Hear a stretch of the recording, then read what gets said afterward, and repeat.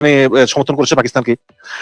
সব মিলিয়ে আপনার কাছে এখন কি মনে হয় যে হঠাৎ করে তারেক রহমানের এই যে ভারত থেকে আস্তে আস্তে আস্তে আস্তে দূরে সরে যাওয়া, এটা কি আসলে তারেক রহমান বুঝতে পারছে যে আমরা আমাদের পক্ষে আওয়ামী লীগও হওয়া সম্ভব না, আর ভারতের মনও হওয়া সম্ভব না, কাজেই চেষ্টা না করে আমরা একটু অন্যদিকে ঘুরি? নাকি তারেক রহমান কিছুই করতেছে না, সব খলিলুর রহমানই করতেছে, কারণ খলিলুর রহমান তো এখন বিশ্ব নেতা হয়ে গেছে? না, ধন্যবাদ, খুব সুন্দর কথা বলছেন। প্রথমেই আপনি যে কথাটা বললেন এগুলো ছিল রিউমার, আপনার সাথে আমি সম্পূর্ণ একমত। এগুলা হচ্ছে দুর্মুখ, যারা তারেক রহমানের বিরুদ্ধে ছিল তারা এইসব কথা বলছে। আপনি ফান্ডামেন্টালি, আপনি একটা কথা বলি, আমি anti India, anti Pakistan, anti Jamaat, anti কি বলে আপনার আমেরিকা, এন্টি চায়না, কোনো কথা, আমি প্রো বাংলাদেশি। আমার দেশের স্বার্থে যেটা হবে সেটা আমি করব। তারেক রহমান সাহেব একটা বুদ্ধিমান মানুষ, উনি কথা কম বলেন, কাজ বেশি করেন।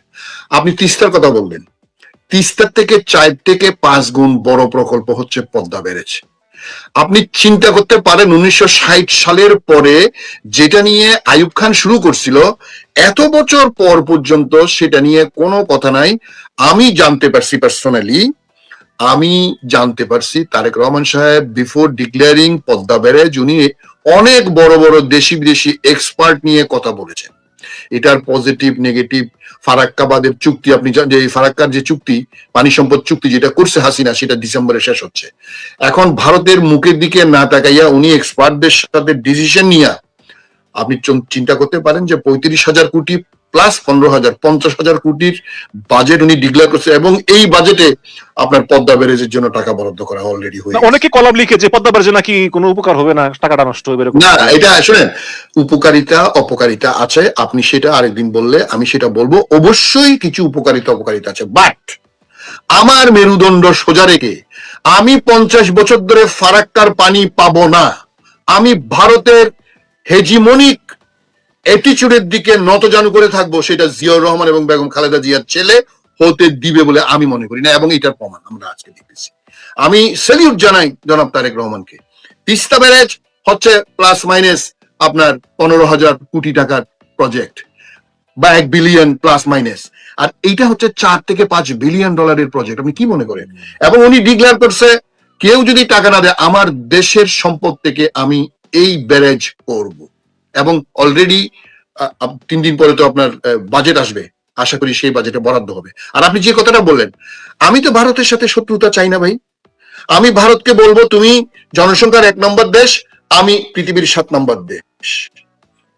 আচ্ছা, আমার সাথে আমার যদি আমরা একটু মানে বুঝি, দর্শকদেরকে বলেন পদ্মা মানে ব্যারেজ, পদ্মা ব্যারেজ কি এরকম যে ভারত যেহেতু উজানে একটা বাদ দিয়েছে, আমরাও ভাটিতে আরেকটা বাদ দিলাম, তাইলে ওই যে ভারত যখন দেখা গেছে যে বন্যা হইলে বাদ ছেড়ে দিব, তখন আমরা বাদ আটকে দিব, তাহলে আমাদের দেশের বন্যায় প্লাবিত হবে না, এরকম একটা মানে ওদের বাদের পাশাপাশি আমাদের একটা বাদ, মুখোমুখি আমাদের একটা বাদ, এরকম। ইরান, সিরিয়া, তুরস্কের একটা ছোট একটা কুর্দিস্তান, এটা ওরা স্বাধীন করতে চাইছিল, সেখানে অনেক যুদ্ধ হয়েছিল, কিন্তু এই বুদ্ধিমান এরদোগান সাহেব তাকে ইন্টেলিজেন্স করে কুর্দিশ বাবা, তার্কিশ মা তার একটা, আপনি দেখেন কুর্দিরা কিন্তু অনেক এখন শান্ত, আগের মতো নাই, এবং তাকে অত্যন্ত বুদ্ধিমানের সাথে কাজে লাগিয়ে আজকে এই পজিশনে আছে। এই কুর্দি বাবার ছেলে এখন he is poised to become the next president of Turkiye, এটা বলা হচ্ছে, এবং এটা আমি তার ইতিহাস যতদূর জানলাম। এবং আমাদের দেশে আসার পরে আপনি যে বললেন, তাকে আমাদের পররাষ্ট্রমন্ত্রী বা state minister for foreign affairs এবং অ্যাডভাইজার সবাই গিয়ে তাকে এইরকম সম্মান আমি কিন্তু খুব কমই দেখি। দিতে হবে, তাকে সম্মান দিতে হবে, সে সম্মানের লোক। আপনি জানেন যে এই কথাটার সাথে জাতিসংঘের প্রেসিডেন্ট আমাদের ডক্টর খলিলুর রহমান হলেন, এটাও আমি একটু বলতে চাই। এটাও তারেক রহমানের ফরেন পলিসির, আমাদের বাংলাদেশের ফরেন পলিসির আপনি একটা অত্যন্ত ভালো দিক বলতে পারবেন। যুক্তরাষ্ট্র, চায়না এবং রাশিয়া, এই যে ভারতের বন্ধু, সবচেয়ে বড় বন্ধু রাশিয়া মনে করেন, আপনি দেখেন আমাদের এই পররাষ্ট্রমন্ত্রী এই মুহূর্তে কিন্তু রাশিয়া আছেন এখন, এবং আপনি জানেন গতকাল তাকে যে মানে হার্টফেল্ট সংবর্ধনা এবং তার যেসব ওয়ার্ড আমি আপনার লেব্রবের শুনলাম, আমার কাছে অভিভূত আমি হয়ে গেছি, আমার কাছে ভালো লাগছে। এই জন্য যে পৃথিবীর 3 মহাশক্তিধর দেশ আমাদের ফরেন পলিসির পক্ষে আছে, আমাদের সাথে আছে। একটু যদি থামাই, একটা কথা না বলে পাচ্ছি না, সবচেয়ে ভালো লাগে কি জানেন, জি, যে please। আমরা যা খুশি তাই করতে পারতেছি স্বাধীন দেশ হিসাবে। আমাদের রাশিয়া যাচ্ছি, চায়না যাচ্ছি, তুরস্কে যাচ্ছি, সৌদি আরব যাচ্ছি, পাকিস্তান যাচ্ছি। আপনার খেয়াল আছে যে শেখ হাসিনার শেষ সফরটা ছিল চায়না সফর। তখন পররাষ্ট্রমন্ত্রী হাসান মাহমুদ বলেছিল যে আমরা ভারতের অনুমতি নিয়েই চায়না যাচ্ছি। মোদিজি মানে কত বড় নির্লজ্জ, কত বড় মূর্খ, জি, জি, মানে জি। পরাধীনতা। জি, জি, এটাতে জি। আমরা নাই। জি প্লিজ কন্টিনিউ, আপনাকে থামানোর জন্য দুঃখিত। অবশ্যই, না, থ্যাংক ইউ। আমরা তো কারো মুখাপেক্ষি থাকবো না। আমাদের বেগম খালেদা জিয়া, আমাদের প্রয়াত নেত্রী কি বলেছেন, আমাদের বিদেশে বন্ধু আছে, কোনো প্রভু নাই। হ্যাঁ, তো আমাদের প্রভু থাকবে না? আমাদের প্রভু উপরে আল্লাহ, নিচে এই দেশের জনগণ, তারপরে আমাদের বন্ধুরা আছে। এখন আমরা নিজেরা অনেক ঝগড়া করব, but in terms of my sovereignty, my interest, আমরা বিএনপি, জামাত, এনসিপি, সাধারণ মানুষ, যত রাজনৈতিক দল আছে এক্সেপ্ট আওয়ামী লীগ, এই আওয়ামী লীগ, এই ফেসিস্ট মাফিয়া, আমি তাদেরকে ফেসিস্ট বলতে রাজি নাই, আপনারা সবাই ফেসিস্ট বলেন, এরা হচ্ছে মাফিয়া, একটা দুষ্টু চক্র, ডাকাতের দল। এরা কোন রাজনৈতিক দল, ফেসিজমেরই একটা নীতি আছে বিশন ভাই, এটা ফেসিজমের নীতিও মানে না তো। এরা হচ্ছে মাফিয়া, ডাকাতের দল। এই দেখেন, তারা বলে যে তারা নাকি স্বাধীনতার পক্ষের দেশ। স্বাধীনতা আমাদের মাথার উপর, ঠিক আছে, চেতনা আমরা বিক্রি করি না, কিন্তু অবশ্যই মুক্তিযুদ্ধকে আমরা মাথার উপর রাখি। কিন্তু এইটা বিক্রি করে আমার পুরা দেশটাকে ভারতের কাছে ইজারা দেওয়া, এই যে আপনি বললেন মাহমুদ হাসান, আমার এখনো মনে আছে, we talk with Hasan Mahmud, sorry Hasan Mahmud, now মনে থাকে না শয়তান গুলার, যে we talk to Modiji that our prime minister is going to visit China. কেন তুই মোদিজিকে বলবি কেন? মোদিজি কি তোর কি? এখন আপনি যে কথাটা বললেন যে ভারত আমাদেরকে ভিসা, আমরাও কিন্তু ভারতের 60 দিনের ভিসা বাতিল করছি, দেখছেন তো আপনি? দেখছেন সেটা? ভারতীয়দের আমরা 2 মাসের ভিসা দিতাম অফিসিয়ালদের, without any prior application, airport আসলে সেটা বাতিল করে দিছি, সেটা তো করেছে, কিন্তু তারেক রহমানের আশা ছিল যে ভিসাটা সহজ হবে, যে টুরিস্ট ভিসা এবং চিকিৎসা ভিসা। এবং আপনার খেয়াল আছে যে শেখ হাসিনার আমলে বাংলাদেশের কিছু রপ্তানি পণ্য ভারতের এয়ারপোর্টে গিয়ে সেখান থেকে গন্তব্যে যেত, ওটা আবার চালু করার জন্য বলছিল, কিন্তু ভারত আসলে কিছুই করতেছে না। ভারতের একটা গোলাম লাগবে, চায়নার মতো, সরি হাসিনার মতো একটা গোলাম লাগবে ভারতের। আমি আপনাকে বলি, আপনি আরেকটা ভালো কথা মনে করে দিয়েছেন, থ্যাংক ইউ। সেটা হচ্ছে আমাদের পণ্য কলকাতা বা দিল্লি এয়ারপোর্ট দিয়ে যাইতো। আসলে এটা আমাদের দরকার না, এটা আমাদের ভালো হয়েছে বন্ধ করে দিয়ে। আমাদের সিভিল এভিয়েশন অথরিটি, এটা আপনি জানেন আমি এভিয়েশনের মানুষ, আমার দুঃখ লাগে, আমার ঢাকা এয়ারপোর্ট, আমার চট্টগ্রাম এয়ারপোর্ট, আমার সিলেট এয়ারপোর্ট আছে, আমি আমার এই 3 এয়ারপোর্টকে কেন সমৃদ্ধ করি না? আমার পণ্য কেন ঢাকা থেকে গেলে আপনার বেশি দামে হবে কলকাতা দিল্লি থেকে, সরি বেশি হবে কলকাতা থেকে কম হবে? কি কারণ?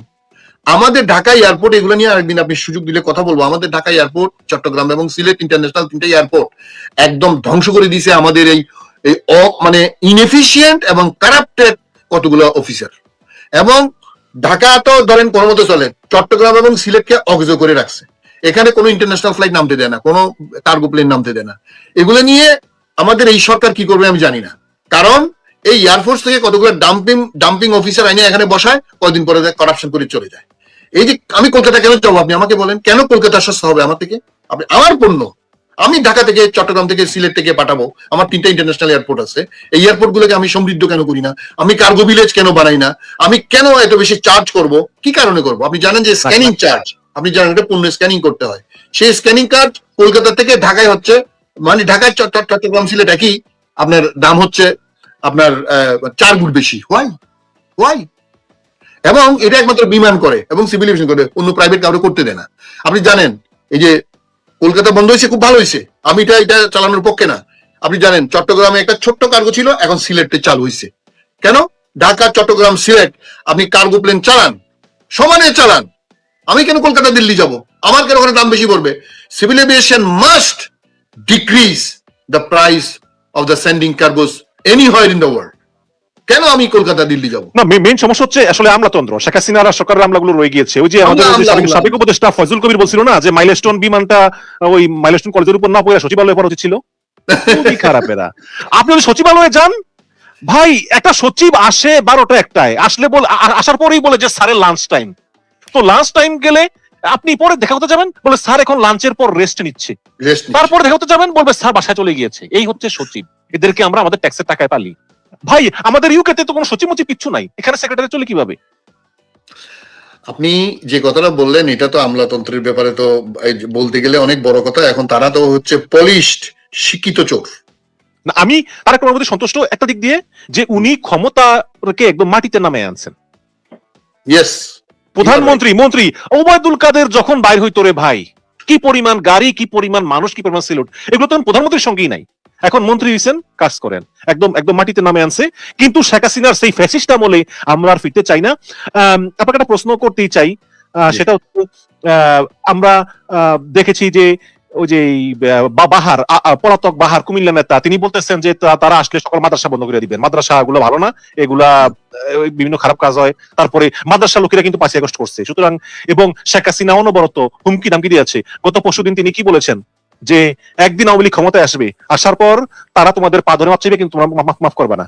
অনবরত হুমকি ধামকি। কোন একটা যে ভাই বিরোধী দলে গেলে বা খারাপ সময় আসলে যে একটা নত হয়ে চলা, মানুষের মন অর্জন করা, এগুলোর কোনো কিছু নাই। ওরা একটা সম্পূর্ণ সর্বভারতীয় দল এবং ঠিক ভারতের মতো করেই কথা বলে। এখন আপনার কাছে প্রশ্ন, যে আপনি কি মনে করেন যে আপনি তো নিশ্চয়ই বিএনপির দিকে ভালো নজর রাখেন, আপনি অবশ্যই জিয়া পরিবারের একজন ভক্ত এবং আপনি অবশ্যই বর্তমান প্রধানমন্ত্রী তারেক রহমানের শুভাকাঙ্ক্ষী, যে ভালো চান, যে তিনি দেশটা ভালো চালান দেশের সাথে।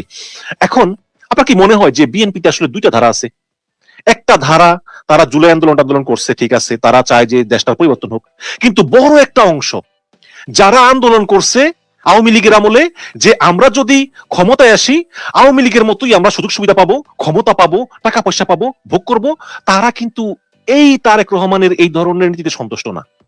এবং এই লোকগুলোই আসলে আবার আওয়ামী লীগকে ফিরিয়ে আনতে চায়, এবং গণমাধ্যম বিভিন্ন ফেসবুকে তারা এমন ভাবে কথা বলে যে এই দেশের নাকি প্রধান শত্রু হচ্ছে জামাত এবং এনসিপি। গত 15 বছর যে আওয়ামী লীগ ওদের কি করছে, ওরা এগুলো বলে না, এখন আওয়ামী লীগ ওদের বন্ধু হয়ে গেছে। আপনার কি মনে হয় কিনা যে বিএনপিতে আসলে দুইটা ধারা আছে, একটা হচ্ছে পরিবর্তনের পক্ষে আর একটা হচ্ছে পরিবর্তনের বিরুদ্ধে প্রো আওয়ামী লীগ? আমি আপনাকে একটা কথা বলি, আপনি যে কথাটা বললেন এটা বিএনপির প্রথম দিন থেকে শহীদ প্রেসিডেন্ট জিয়া যখন বিএনপি করছে সেই সময়ই ছিল। এখানে বাম ডান মধ্য সবগুলোরে এনে জিয়াউর রহমান এক জায়গায় আছে।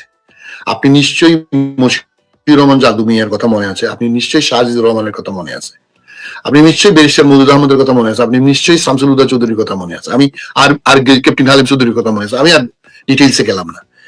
এখানে কোন উগ্রপন্থী, কোন ভারতপন্থী, কোন উগ্র ডানপন্থী কারো এখানে জায়গা হবে না। এখানে হচ্ছে আপনাকে মধ্যপন্থায় চলতে হবে।